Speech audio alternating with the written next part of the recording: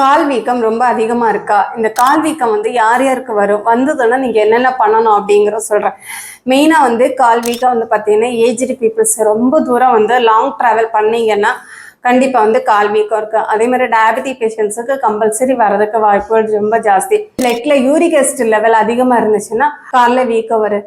சிறுநீரகம் உங்களுக்கு பாதிச்சிருக்குன்னா கண்டிப்பா வந்து கால்ல வீக்கம் வரும். யூரின்ல வந்து உங்களுக்கு புரோட்டீன் ப்ரெசண்டா இருக்கு, இல்ல மைக்ரோ ஆல்பமின் வேல்யூ அதிகமா இருந்துச்சுனாலும் கண்டிப்பா வந்து உங்களுக்கு கால்ல வீக்கம் வரும். கார்டியக் பிரச்சனை இருந்துச்சுனாலும் கால் வீக்கம் வரும். அதே மாதிரி ரொம்ப ஹீமோகுளோபின் கம்மியா இருக்கு, அனீமிக்கா இருந்துச்சுனாலும் கால்ல வீக்கம் வரும். வெரிகோஸ் வெயின், தென் வந்து உங்களுக்கு டிவிடி பிரச்சனைகள் இருந்துச்சுனாலும் கால் வீக்கம் வரும். கால் வீக்கம் வந்ததுன்னா நீங்க என்ன பண்ணணும் அப்படின்னு சொல்றேன்.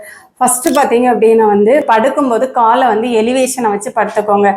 ரெண்டாவது, உங்களுக்கு எப்பப்போ வந்து உங்களுக்கு ஃப்ரீ டைம் கிடைக்குதோ அந்த டைமுக்கு வந்து காலுக்கான வந்து சின்ன சின்ன வந்து எக்ஸசைஸுங்கிறத நீங்கள் ரெகுலராக வந்து ப்ராக்டிஸ் பண்ணுங்கள். கண்டிப்பாக வீக்கம் குறையலைன்னா கண்டிப்பாக நியர்பை டாக்டர்ஸை வந்து நீங்கள் கன்சல்ட் பண்ணி உங்களுக்கு அதுக்கான ட்ரீட்மெண்ட்டுங்கிறது கண்டிப்பாக நீங்கள் எடுத்துக்கணும்.